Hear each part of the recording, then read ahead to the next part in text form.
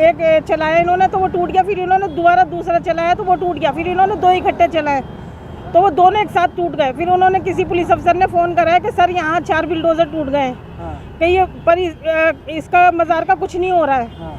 तो फिर उन्होंने अफसर ने मुझे नहीं पता क्या कहा, फिर वो अपनी यहाँ से गाड़ी ये सब लेकर चले गए। सुबह 5 बजे से लेकर रात के 11 बजे तक हजारों लोग आते हैं यहाँ पर, और आज से दरगाह नहीं है, हमारी अंग्रेजों के टाइम की दरगाह है। सुबह 6 बजे के मेरे हस्बैंड बंदे और उनका कोई पता नहीं था।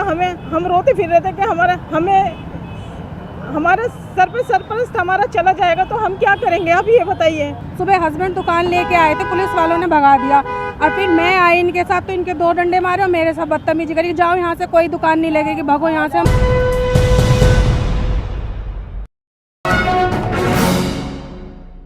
आजकल दिल्ली में मज़ारों और मसाजिदों को लगातार निशाना बनाया जा रहा है।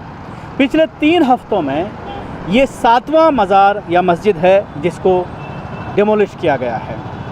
यहाँ पर मैं अपने कैमरा पर्सन से कहूँगा दिखाने के लिए, ये पूरी बिल्डिंग हुआ करती थी। ये जो इस साइड में जो खाली जगह पड़ी हुई है, यहाँ पर बाकायदा एक बिल्डिंग बनी हुई थी जहाँ पर कुछ लोग बैठते थे। आज थर्सडे है, जुमेरात है, जुमेरात के दिन यहाँ पर काफ़ी भीड़ हुआ करती थी। पटपड़गंज इंडस्ट्रियल एरिया है, ये सड़क से बिल्कुल मिला हुआ है। आप देख सकते हैं कि ट्रैफिक भी यहाँ पर खूब चल रहा है और इस मज़ार को कई बार निशाना बनाया गया है। कई बार ये कोशिश की गई है कि इस मज़ार को डेमोलिश कर दिया जाए, गिरा दिया जाए। आपने देखा कि किस तरह से संसद मार्ग पर जो इलेक्शन कमीशन का ऑफिस है उसके बाहर रातों रात मज़ार को डेमोलिश कर दिया गया और पूरी तरह से वहाँ से निशानात गायब कर दिए गए। लेकिन यहाँ ये गनीमत मानिए कि इस मज़ार को ख़ास तौर से जहाँ पर दफन हुए हैं कोई बुज़ुर्ग, उनको पूरी तरह से छोड़ दिया गया है और जाल लगाया गया है लोहे का बैरिकेड करके, और बाकायदा यहाँ पर जो है मसाला डाल दिया गया है। उसको पक्का करने के लिए लोहे के जो बैरिकेड है उसको पक्का करने के लिए मसाला डाला गया है।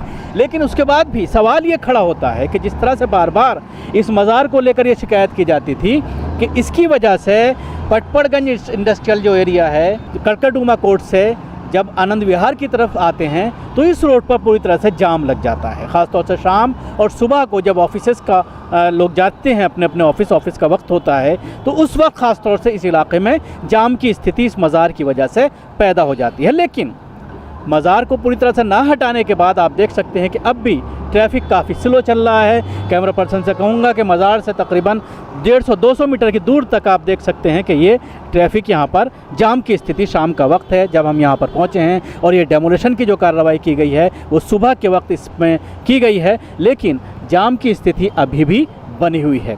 आज जुमेरात है, लोग यहाँ पर आ रहे हैं, आते हैं हर जुमेरात। बहुत सारे लोग जो लोग यहाँ पर अक़ीदत रखते थे इस मज़ार से, वो यहाँ पर आकर के जब इसकी हालत ये देख रहे हैं तो उन्हें अफसोस ज़रूर हो रहा है। लेकिन जिस तरह से G20 के नाम पर दिल्ली में लगातार मज़ारों को और मसाजिद को निशाना बनाया जा रहा है, निज़ामुद्दीन में आपने देखा किस तरह से मज़ारों को तोड़ा गया और ये कहा गया कि G20 की वजह से फुटपाथ को चौड़ा किया जाना है, इसलिए मज़ारों को पूरी तरह से डेमोलिश कर दिया गया। लेकिन यहाँ पर पूरी तरह से तो डेमोलिश नहीं किया है। जो स्थिति ट्रैफिक की थी वो आज बनी हुई है। और उसके बाद आपने संसद मार्ग का मामला देखा, बंगाली मार्केट में जिस तरह से मदरसे की जो है दीवार को गिराया गया, वो भी एक नया मामला है। इसके बाद हम फिर आगे जाएंगे, एक मस्जिद को भी डेमोलिश किया गया है इसी इलाके में।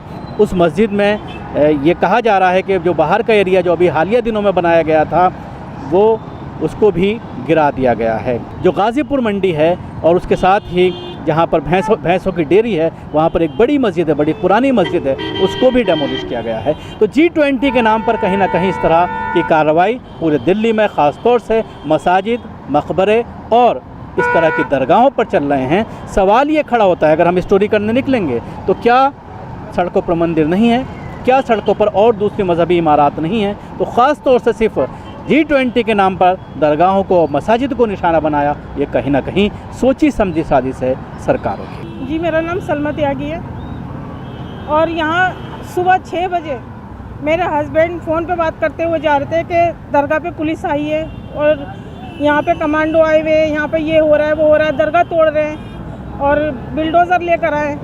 तो वो कब बात, क्योंकि वो शुगर के मरीज़ हैं और अटैक उनको 2 बार आ चुका है, तो वो घबराते हुए आए ना।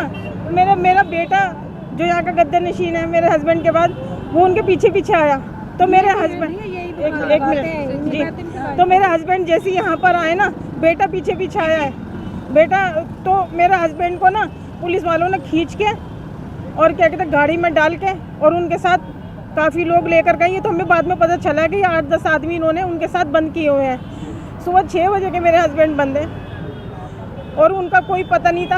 हम रोते फिर रहे थे कि हमारा सरपरस्त हमारा चला जाएगा तो हम क्या करेंगे, आप ये बताइए। पुलिस वाले हैं, सरकारी नौकरी करें, अगर हम पुलिस से गुहार नहीं करेंगे, पुलिस से मदद नहीं मांगेंगे तो सर हम किससे मांगेंगे, हम कहाँ जाएंगे, ये बताइए। हमारी मदद कौन करेगा।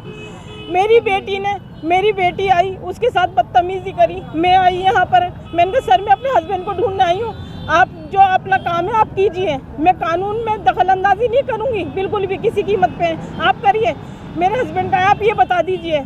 तो उन्होंने बदतमीजी करी मेरे साथ, फिर उसके बाद धक्कम धुक्का करने लगे तो मैं यहाँ से रोती भी चली गई। तो फिर उसके बाद मेरी बेटी आई होगी रोती हुई। संपर्क हुआ है आपका हस्बैंड से, क्या कहाँ पर है, कहाँ रखा हुआ है, उनका क्या कह रहे हैं? हाँ सर, उनका किसी के फ़ोन से उन्होंने फ़ोन किया था मेरे हस्बैंड ने, उन्होंने बताया कि उन्हें न्यू कोंडली स्पेशल स्टाफ में, हाँ वहाँ रखा हुआ है उनको, और वो इतने घबराए हुए हैं। फोन किया था आपको, कैसे पता चला? मेरे हस्बैंड ने चुपचाप फ़ोन करके बताया कि यहाँ पर हमें बंद किया हुआ है। आज जो बुलडोजर चलाया है, कोई नोटिस दिया गया था या कोई शिकायत थी, किस आधार पर चलाया? सर हमें कोई नोटिस नहीं मिला। अगर हमें नोटिस मिलता ना सर तो 30 तारीख में हमारी दरगाह पे भंडारा होता है, उर्स होता है 3 दिन तक। 1 साल के पैसे हमारे जो होते हैं वो हमारे जो जमा होते हैं अंदर, वो हमारा वो जो जिसमें गल्ला होता है ना वो तक उठा के ले गई है। सर हम तो अपना बंदोबस्त करके रखते हैं ना पहले ही, अगर हमारे पास नोटिस होता तो। हमारे पास कोई नोटिस नहीं था, कुछ नहीं था सर। ये यहाँ पर हमारी दुकान लगती है, यहाँ पर ये मेरे हस्बैंड है, ये दुकान लगा, मेरा नाम पारुल गर्ग है, ये मेरे हस्बैंड है, इनका नाम मनोज गर्ग है। हमारे यहाँ पर दुकान लगती है सर, आज से नहीं कम से कम 40-45 साल हो गए। हमारे ससुर लगाते थे, उसके बाद ये लगाने लगे। आप एक बात बताओ, अब हम कहाँ अपने बच्चों को लेके जाएंगे, हम कहाँ से रोजी रोटी खाएंगे। सुबह हस्बैंड दुकान लेके आए थे, पुलिस वालों ने भगा दिया, और फिर मैं आई इनके साथ तो इनके 2 डंडे मारे और मेरे साथ बदतमीजी करी, जाओ यहाँ से कोई दुकान नहीं लगेगी, भगो यहाँ से। हम 3 बजे आए, मैंने कहा हाथ तो जोड़ने दो कम से कम, हम अपने बाबा के आगे, तो हमें भगा दिया पुलिस वालों ने। बताओ कितने लोग आते हैं? यहाँ काफी लोग आते हैं सर, हजारों लोग आते हैं जी। ये जितने भी हैं, सुबह सब 5 बजे से लेकर रात के 11 बजे तक हजारों लोग आते हैं यहाँ पर। और आज से दरगाह नहीं है, हमारी अंग्रेजों के टाइम की दरगाह है, आज की दरगाह नहीं है। ये जो कही जाती है कि 30 साल 40 साल पुरानी दरगाह नहीं है, ये हमारी कई सौ बार कोशिश दरगाह है, तोड़ने की कोशिश करी है सर, लेकिन कभी टूटी नहीं हमारे बाबा की दरगाह। ये आए दिन कोई मुद्दा अचानक ही करा है सर, जो कुछ भी करा है बिल्कुल अचानक करा है ये। आप कितने बुलडोजर आए थे सुबह, किस तरह से? ये कम से कम 5 बिल्डोजर थे सुबह, 11 बता रहे हैं, 11 बिल्डोजर आए थे, जिसमें के 4 इन्होंने वो जो दरगाह वो जो होती है मज़ार, उसको उखाड़ने के लिए जब ये आगे बढ़े ना तो वो टूट गया। लोगों ने बताया कि एक चलाया इन्होंने तो वो टूट गया, फिर इन्होंने दोबारा दूसरा चलाया तो वो टूट गया, फिर इन्होंने 2 इकट्ठे चलाए तो वो दोनों एक साथ टूट गए। फिर उन्होंने किसी पुलिस अफसर ने फ़ोन कराया कि सर यहाँ 4 बिल्डोजर टूट गए हैं, कि ये पर इसका मज़ार का कुछ नहीं हो रहा है। तो फिर उन्होंने अफसर ने, मुझे नहीं पता क्या कहा, फिर वो अपनी यहाँ से गाड़ी ये सब लेकर चले गए। फिर यहाँ कोई नहीं रुका। पर किसका मज़ार है, किसका? हज़रत हैदर अली शाह है यहाँ पे जी। ये हमारे पीर बाबा है, ये हमारा ये जितने भी आसपास के जितने गांव हैं उनका पीर है, ये हमारे गांव का परदादा होगा हर सबका। बहुत लोग हैं अभी जो ग्राहक आज से नहीं आते यहाँ पर पब्लिक। ये भाई इनसे पूछिए, आइए भैया आप आइए आगे, टीके भैया आ गई है, ये बताएंगे हमारी दरगाह कितनी पुरानी है। कम से कम 20 साल से आ रहा हूँ मैं यहाँ पर, 20-22 साल से आ रहा हूँ।